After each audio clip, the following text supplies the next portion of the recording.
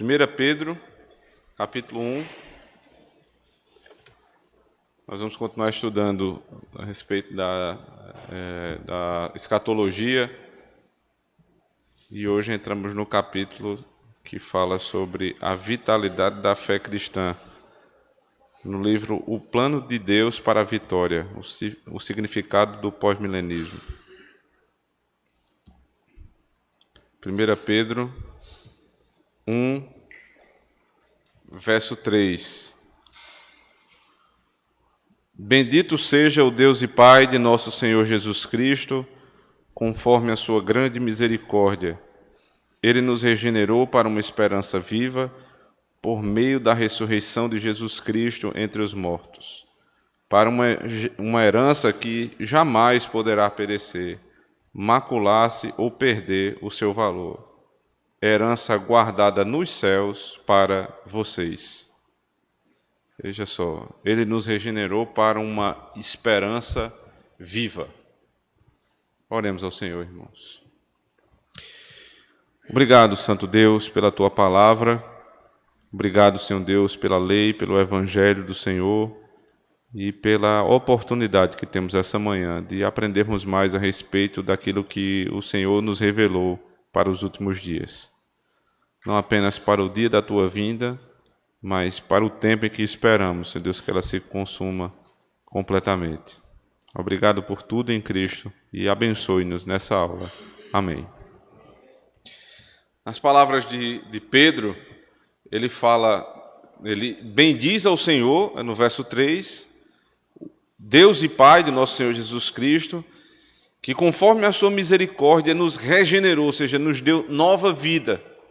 Nós estávamos mortos nos nossos delitos e pecados, e Ele nos regenerou para ou seja, com o objetivo de nos dar uma viva esperança. Não uma esperança morta, não uma esperança derrotista, mas uma esperança viva, por meio da ressurreição de Jesus Cristo dentre os mortos, para uma herança que jamais poderá perecer, macular-se ou perder o seu valor. Essa esperança, ela é viva pelo fundamento que ela tem. É a obra do Senhor Jesus Cristo. E ela tem, nesse fundamento, o apontamento para a eternidade. A nossa esperança, ela é viva e não pode se perder, porque fundamentada em Cristo, nada pode mudar o nosso estado e, consequentemente, o que nós vamos receber como herança do Senhor. Os céus foram dados aos filhos de Deus. Se a nossa vida é governada por uma viva esperança, todas as nossas ações, elas vão estar moldadas a essa viva esperança. Somente pessoas que têm uma esperança morta, elas têm dias sombrios. Há uma ligação muito forte, irmãos, e aqui eu não vou entrar nos detalhes de depressão, porque não eu não sou especialista em depressão. Mas o que a Escritura fala a respeito, eu posso falar.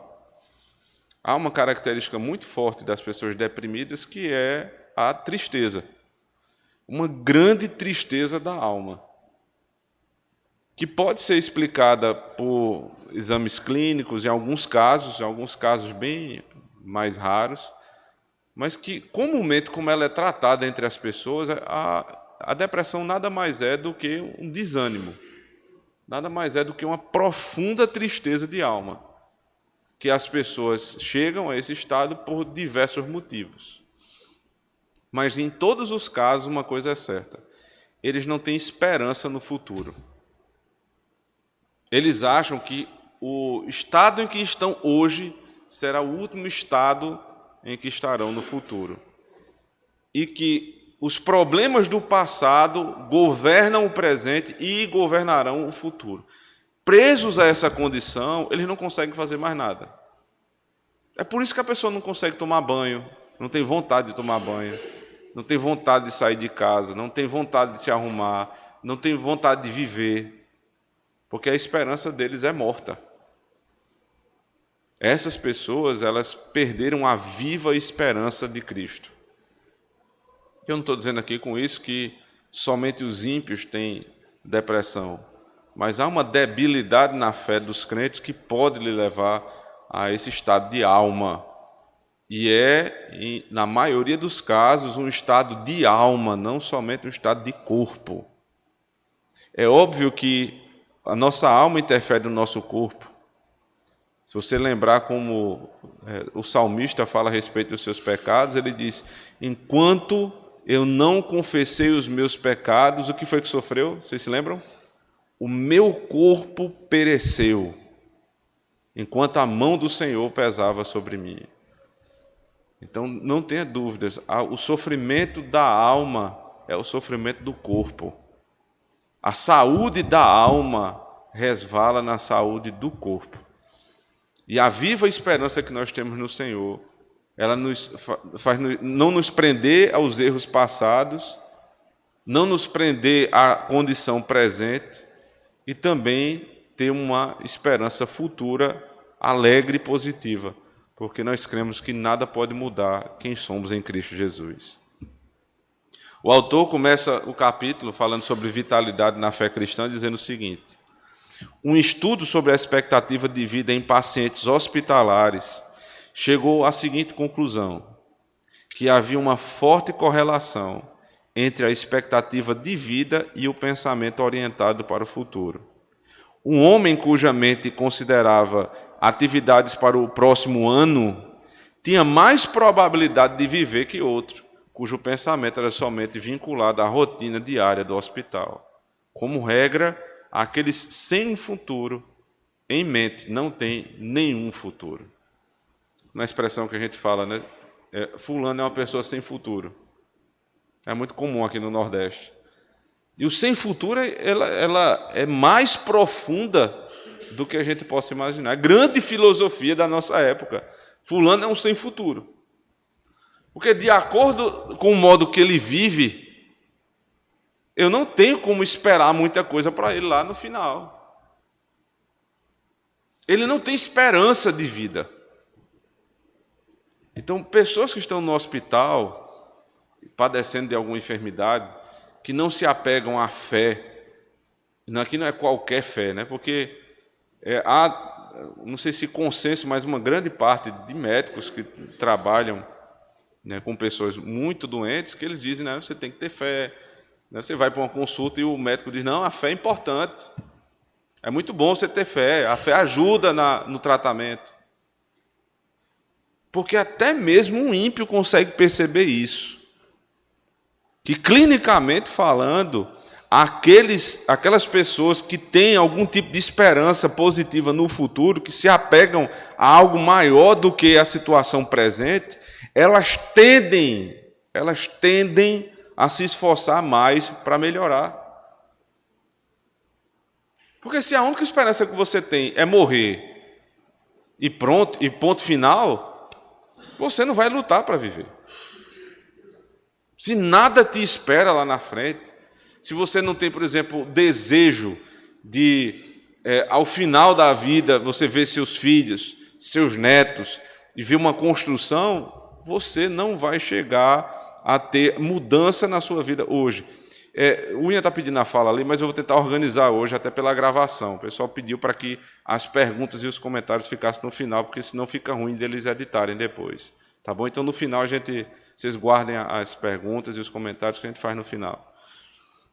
Então, um homem é necessário para a vida do homem que ele se apegue à fé, mas não é a fé em qualquer coisa, a fé em algo que tem fundamento, até para lutar pela sua vida. Ele diz, essa conclusão não deveria nos surpreender. O homem, tendo sido criado à imagem de Deus, foi criado com uma mente que não está contida ao momento presente. Nós somos seres eternos, irmãos. Nós somos seres eternos. Se você olhar para um cachorro, para um gato, ele não fica triste porque ele está, né, meditando no amanhã dele.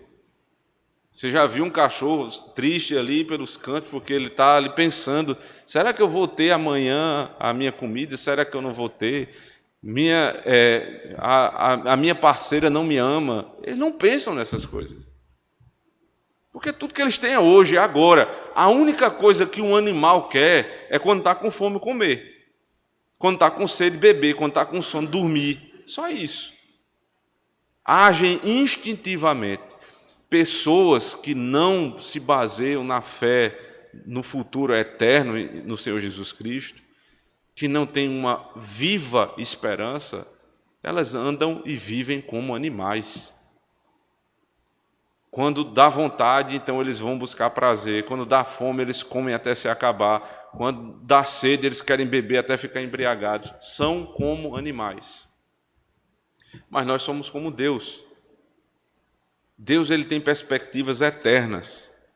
Por que Deus não é apressado? Porque Deus tem a eternidade toda para resolver o que ele tem de resolver. E ele vai resolver. Porque aí você não pode ser como Deus no sentido de, eu tenho a eternidade inteira para resolver o que eu tenho que resolver. Você não tem. O que você precisa resolver, você tem anos para resolver. Então nós temos pressa. Nós não podemos ser atabalhoados, porque aí eu me lembro da perspectiva divina, de usar o tempo que é o bastante para resolver o que eu tenho de resolver. Então, quando você não trata o que você precisava tratar, você é negligente, você não é como Deus.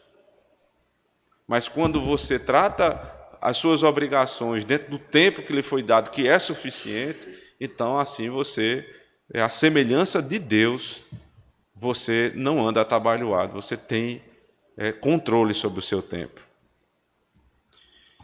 Ele diz, fisicamente o homem está amarrado ao presente momento. Ele não pode voltar no tempo para eras passadas, nem ir para o futuro num salto repentino, pulando anos intervenientes num segundo. Para o Deus Todo-Poderoso, toda a história é presente diante dele. Deus não está preso ao tempo, pois ele é o Criador do tempo, como de todas as coisas. Antes da fundação do mundo, ele ordenou e decretou todas as coisas que aconteceriam, de modo que o princípio e o fim da criação sempre estão totalmente diante dele. Deus está além da história, mas nem um segundo, nem um fio de cabelo em toda a história está além dele ou fora do seu governo e visão.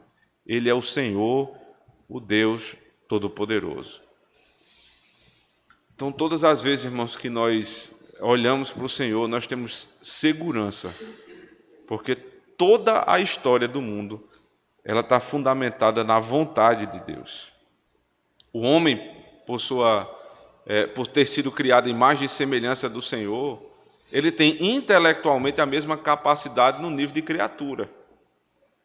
Num nível de criatura. Ele pode ver como num cristal obscurecido o princípio e o fim.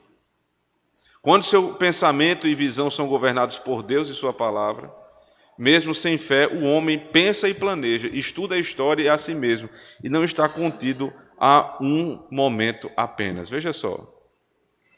Se o homem estivesse contido a um só momento, você não poderia fazer quase nada no mundo.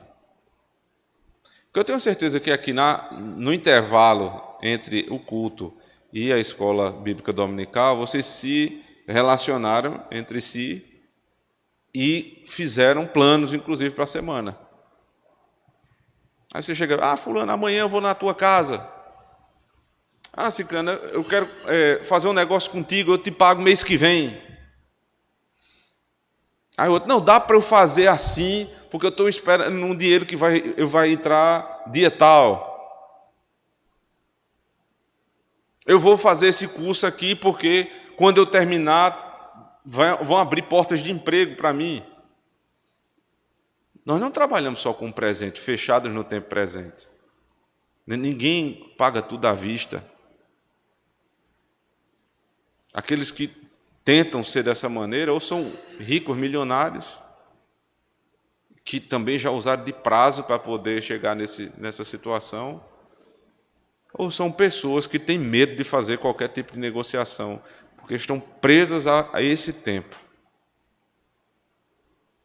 Você vai no banco, vai financiar um imóvel, alguém se casa, não tem todo o dinheiro do imóvel, mas o que é que ele tem?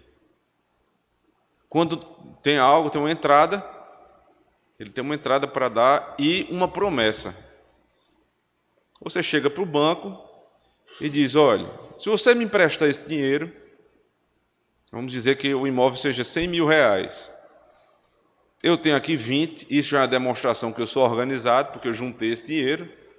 Por isso que o juro vai baixar à medida que você dá mais entrada e menos prazo, porque você está demonstrando ali que você é uma pessoa organizada, você tem algum valor que você juntou, muito ou pouco, mas você juntou alguma coisa, e você demonstra àquela pessoa que tem fundamento nessa sua proposta. Aqui, eu tenho um emprego, ou eu tenho um negócio que me dá um dinheiro, que gera uma renda. Aí o banco diz, tudo bem, fechado. Está aqui os 80 mil, você junta os 20, eu vou pagar ao dono do imóvel esse valor. E a promessa é que você me pague em 20 ou 30 anos. Acertados os valores, você gerou uma dívida de 30 anos. O que são 30 anos? 30 anos. Porque você está na expectativa que você vai estar empregado, em primeiro lugar. Vivo, só que o banco considera a possibilidade da sua morte, tanto que faz um seguro, mas você considera estar vivo. E empregado. Porque sem emprego ninguém paga a parcela. Tem que ser pós-milenista para fazer um financiamento de 30 anos. Se for pessimista, não entra, não. É muita responsabilidade e muito prazo. Tem que ser crente, em primeiro lugar, né? Muita fé e ainda uma fé positiva, uma fé otimista. Aquele que pensa, irmãos, de maneira pessimista, dificilmente entrará nesse tipo de negociação. Porque ele fica pensando, e se Jesus voltar? E se vier a grande tribulação? E se os céus caírem sobre nós? E se ele se cerca de tantos problemas? Eu estou exagerando aqui nos exemplos, mas vocês devem entender o que eu estou falando. Se eu perder o emprego, e eu vou pagar a parcela juntando com a da minha esposa, e se eu me separar? Começa a pensar dessa maneira. Não faz nada na vida. Porque não é porque a pessoa é prudente, é porque a pessoa é frouxa. Faltou coragem, uma coragem não louca, não é uma coragem baseada, fundamentada em nada, mas é uma coragem fundamentada em princípios bíblicos que regem a nossa vida social. Às vezes o banco tem mais coragem do que os crentes. E aqui não é propaganda para financiamento imobiliário, mas é uma imagem para que você pense a respeito da sua vida. Se os crentes tiverem melhor perspectiva de vida, fundamentada em Cristo e fundamentada nas promessas do Senhor, nós vamos viver muito melhor, irmãos. Não é teologia da prosperidade, mas a Bíblia diz, vocês vão comer do melhor da terra. Agora, não vai cair maná do céu. Os irmãos precisam ter uma fé que governa suas ações. Governa suas ações. Normalmente olhamos para o futuro não apenas por si mesmo, mas também para compensar e corrigir o passado e o presente. Contamos com o futuro para pagar as nossas dívidas, obter sucesso, desfrutar da vida e tornarmos-nos bons cristãos. Porque a nossa santificação se dá ao longo da vida. Então, no futuro, eu espero ser mais piedoso do que eu sou hoje. Sempre que o futuro torna-se um vazio, como com os maníacos e certos psicopatas, a vida é uma aposta perpétua e considera-se apenas a vantagem do minuto presente. Sempre que o futuro torna-se inacessível ou bloqueado, bem como os deprimidos, né, como é o caso dos deprimidos, a esperança necessariamente desaparece e a vida perde todo o seu sentido. Ele cita aqui os deprimidos e os psicopatas, que são as pessoas que vivem somente o presente, sem esperança futura. O exemplo que ele traz agora eu achei muito, muito forte, inclusive. Ele diz que Minkowski, ao discutir um caso de depressão esquizofrênica diz o seguinte do paciente, preste atenção. Não existe ação ou desejo que, emanando do presente, alcance o futuro e mude os seus dias, todos sombrios e similares. Isso aqui é a descrição de um paciente esquizofrênico. Como resultado, todo dia mantém uma independência em comum, falhando em ser imerso na percepção de qualquer continuidade de vida. Ou seja, todo dia dele é separado do outro. Ele vive um dia de cada vez, literalmente, mas sem relação com o outro. Não tem esperança, nem tem passado, é só hoje. Cada dia começa a vida de novo, como uma ilha solitária no oceano cinza do tempo que passa. O que foi feito, vivido e falado não mais desempenha o mesmo papel como em nossa vida. Veja, como o passado desempenha um papel bom na nossa vida, não só ruim. Porque quando eu estou diante de uma pessoa, conversando com ela, eu não posso desconsiderar o passado. Sabe por quê? Porque se eu desconsidero o passado e ela me faz um grande benefício hoje, mas ela no passado sempre me fez mal, eu vou me jogar e vou ser melhor amigo dela. Eu não posso, porque ela está fazendo bem hoje, mas e o passado? Eu vou desconsiderar o histórico? E o contrário também é verdadeiro. Se eu desconsidero o passado bom de uma pessoa que me fez algo que é ruim, então eu não estou sendo justo. Ele está dizendo, assim é o esquizofrênico. O que foi feito, vivido e falado não mais desempenha o mesmo papel em nossa vida. Como em nossa vida, pois não existe nenhum desejo de continuar.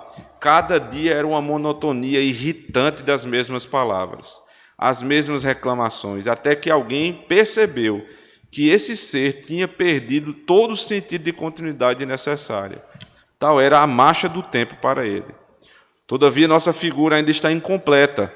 Está faltando um elemento essencial nela, o fato de que o futuro foi bloqueado pela certeza de um evento terrível e destrutivo. Essa certeza dominava toda a perspectiva do paciente. Todas as suas energias estavam atadas a esse evento inevitável. Ou seja, todos os pacientes esquizofrênicos, eles tinham essa forma de olhar para o dia sem relação com o passado e com o futuro, e a única relação que eles tinham com o futuro é que viria uma coisa muito ruim e iria acontecer.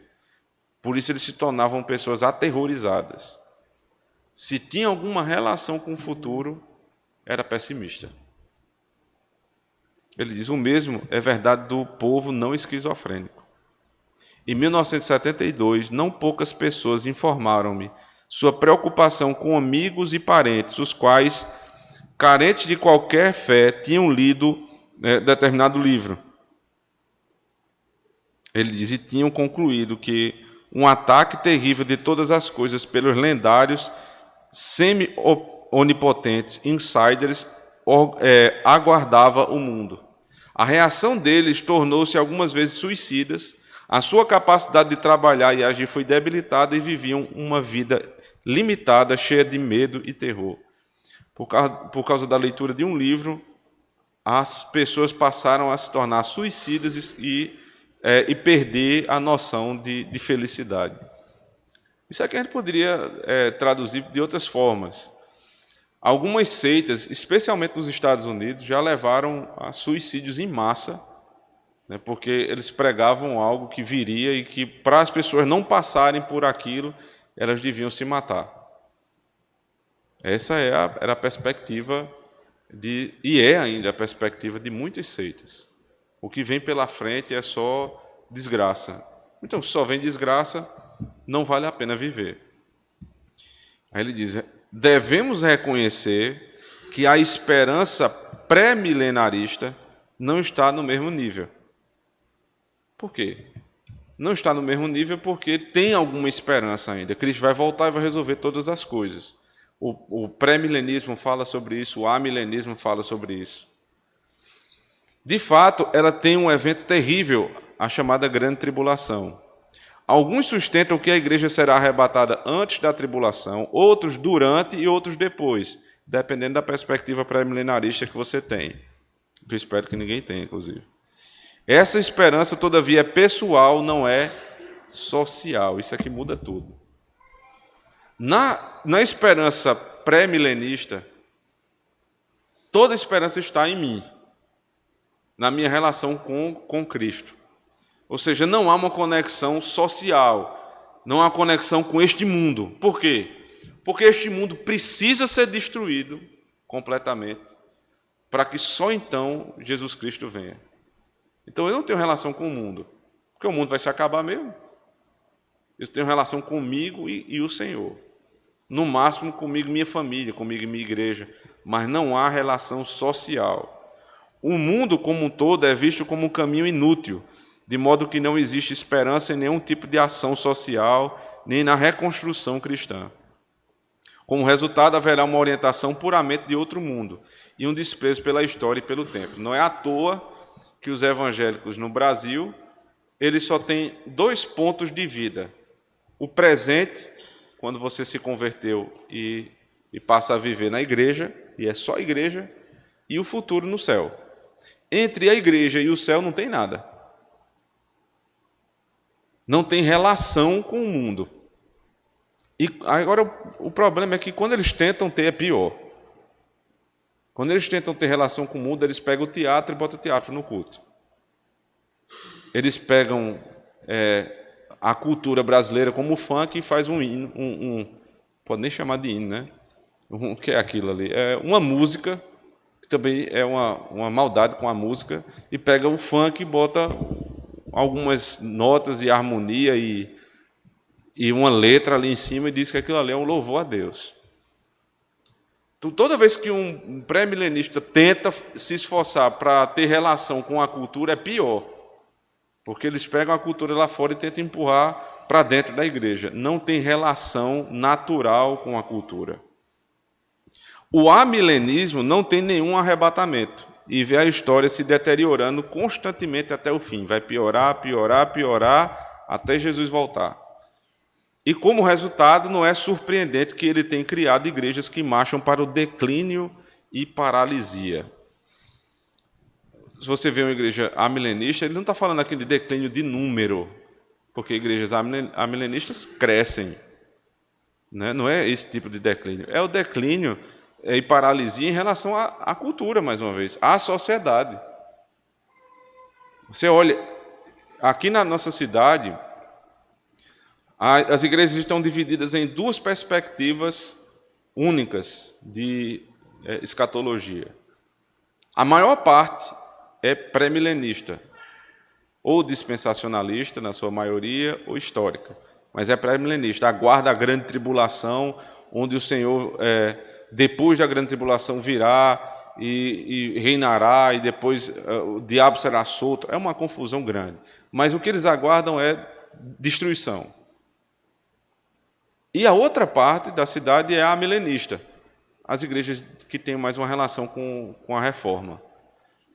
Mas no amilenismo, apesar de não ter uma grande tribulação, um grande arrebatamento, havia uma tribulação, mas sem essa perspectiva de arrebatamento, ambas caem na paralisia.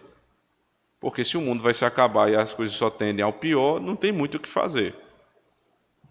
Assim, tanto o amilenismo como o pré-milenismo têm o mesmo impacto social que a depressão esquizofrênica. Eles produzem um futuro bloqueado, um futuro que não oferece nenhuma esperança com respeito à história e ao tempo. Mas eles têm uma esperança com respeito à eternidade, isso é verdade. Eles são crentes, vejam só, todos esses nossos irmãos são crentes. E eles creem na vinda de Cristo e que vão morar no céu e irão conosco. Contudo, temos o direito de perguntar a muitos deles quão válida é a sua esperança, visto que o nosso Senhor declara enfaticamente que o teste da fé é muito prático. Abra aí, por favor, Mateus 7, verso 15 e 20.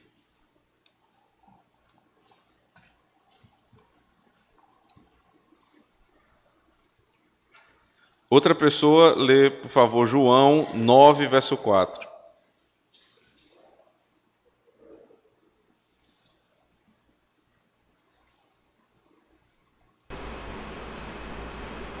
Mateus 7, 15 a 20.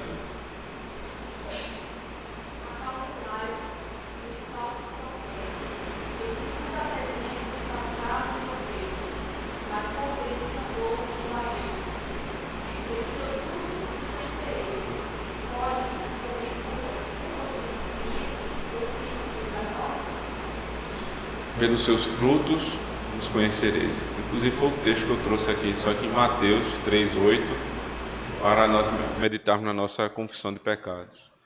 E o fruto, irmãos, que está sendo falado aí, frutos de arrependimento e fruto da fé, não é simplesmente evitar o pecado, buscar viver uma vida santa no sentido de não quebrar os aspectos morais. Não é só isso, mas é de fazer alguma coisa. Quer dizer que Deus nos chamou simplesmente, o único fruto que Deus quer é fugir do pecado? Fugir do pecado é fazer algo no lugar do pecado. Lembre-se da perspectiva paulina lá de Efésios 4, ele fala lá, revestivos do novo homem, despojai-vos do velho homem. Ele explica o que é isso. O que mentia, não minta mais, não faça. Antes, fale a verdade uns com os outros. O que roubava, não roube mais. Antes, trabalhe para ajudar o necessitado. E assim por diante. Não é só deixar de fazer o que é pecado, mas é substituir ativamente por algo no lugar do pecado. Se nós simplesmente conhecemos Cristo para viver uma vida piedosa na igreja, mas isso não tem impacto social, nós não estamos cumprindo a lei. A lei tem dois aspectos: negativo, não faça; positivo, faça. Nós precisamos sim ter impacto nesse mundo. João 9, verso 4, eu pedi para outra pessoa abrir. Alguém pode ler, por favor?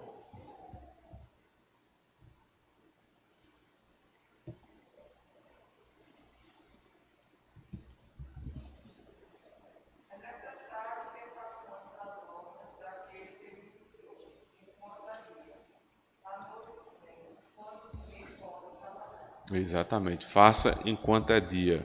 Vai ter um tempo que você não vai poder fazer mais. Enquanto temos a oportunidade, nós devemos fazer. Essa esperança escatológica, ela governou o povo de Deus em diferentes épocas e ela tinha impactos na época em que ela estava ali sendo majoritária. Como escreveu um dos historiadores aqui, Gary North, ele traz as seguintes palavras: os puritanos da primeira geração foram motivados por uma visão pós-milenista da vitória terrena. Os nossos pais na fé, a nossa linha de tradição doutrinária é puritana. Então, eles tinham uma perspectiva pós-milenista, em sua grande, imensa maioria. Eles iam reformar o mundo por meio da pregação e da reconstrução piedosa. Vejam que leiam a história do Reino Unido. Leiam a história da Escócia, da Inglaterra, daquela região. Perceba como o que eles fizeram ali, irmãos. Perceba o que o puritanismo fez ali. Eles tomaram o parlamento, meu irmão. Eles tomaram o governo. Eles tomaram as escolas, eles tomaram o ensino, eles tomaram tudo. Qual era a perspectiva escatológica deles? Pós-milenista.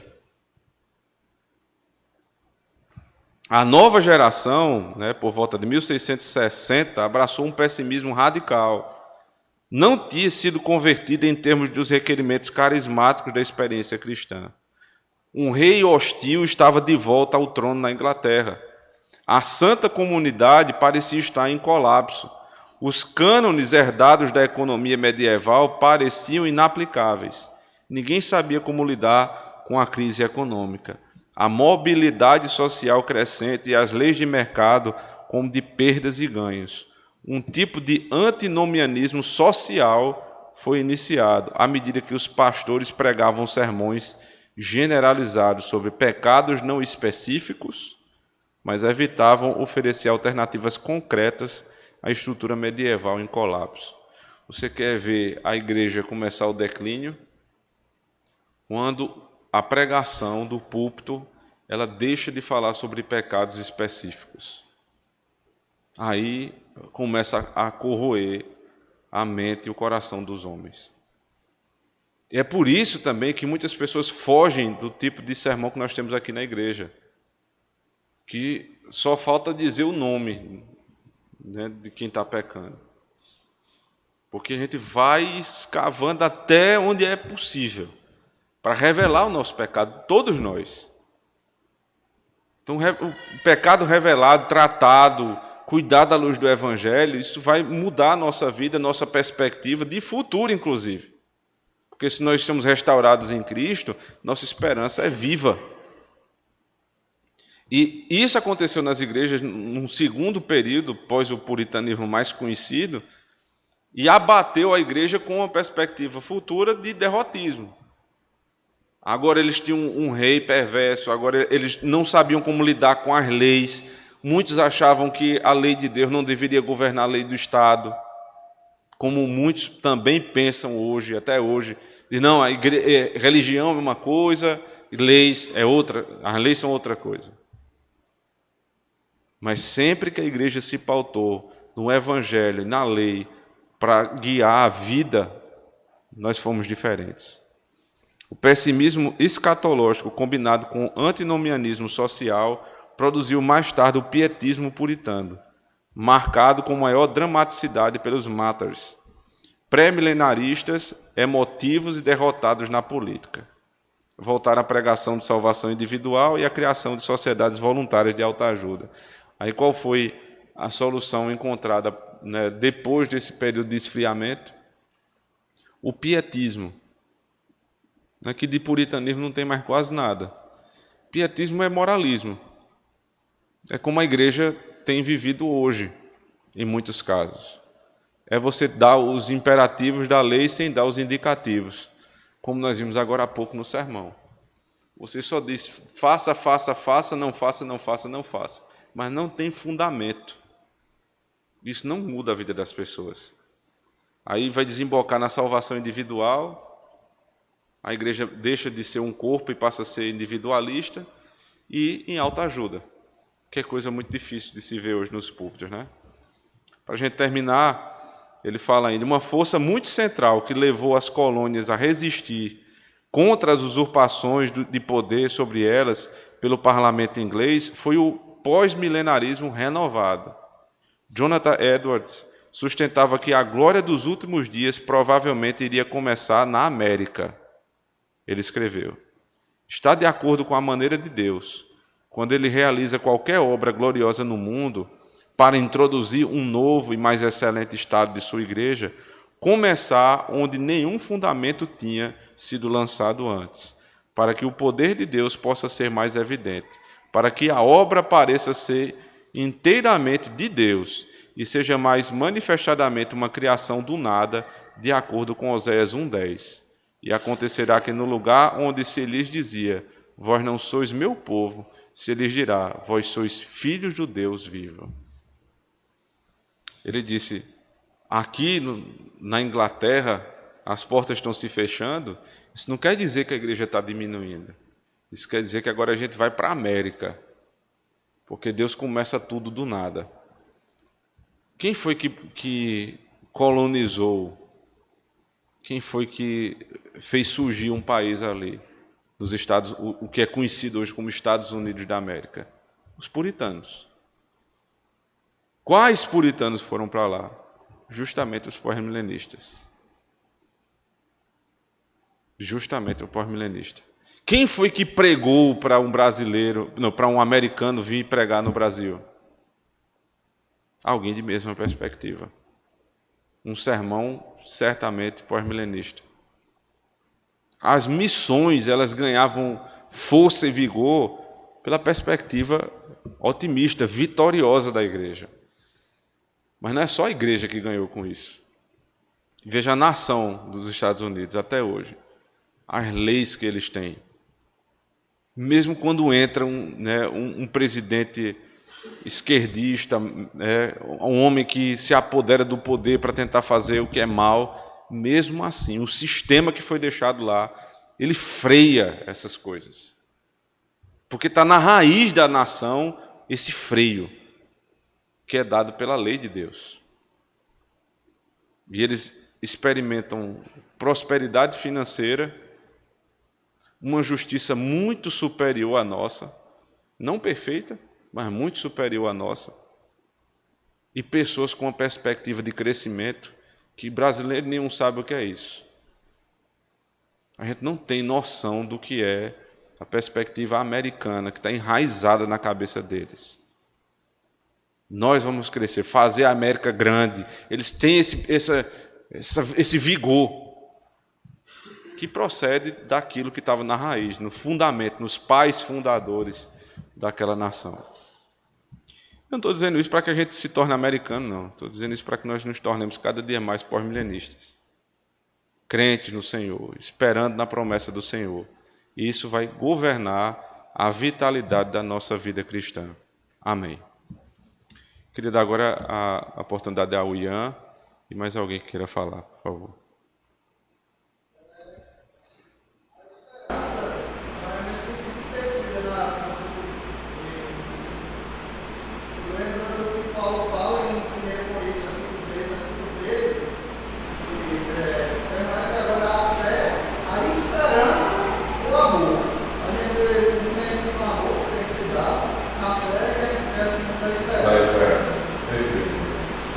A igreja precisa ter esperança. E a esperança da gente não pode estar limitada a morrer e ir para o céu. Mas se você viver 90 anos, 100 anos, vai fazer o que daqui para lá? Esperar morrer e ir para o céu. Não pode ser assim, irmãos. Tem que haver... A gente precisa ter alguma missão aqui na Terra. E não é só vir para a igreja. A igreja é só o começo.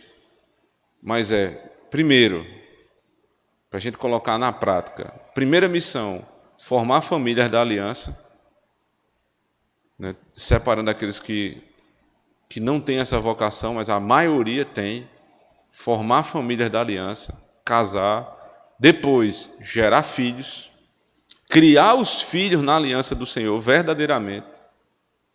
E onde a gente tiver trabalho, seja qual for o trabalho, que seja justo, lícito, nós devemos andar em vitória.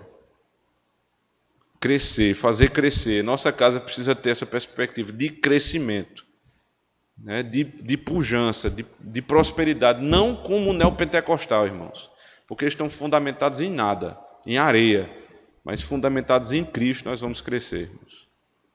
Em número na igreja e também em qualidade na sociedade. Amém. Mais alguém quer falar? Então nós vamos orar. Pedir ao presbítero André que faça uma oração final aqui, por favor.